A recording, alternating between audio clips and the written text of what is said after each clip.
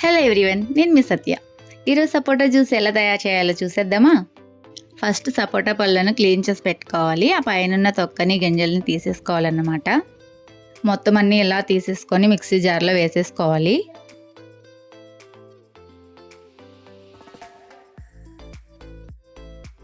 Next 2 spoons sugar అన్నమాట.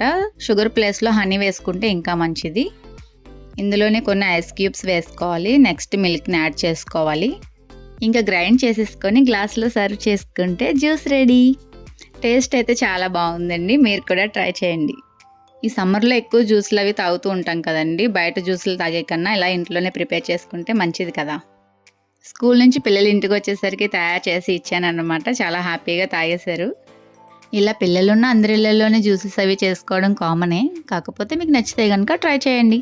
Bye friends.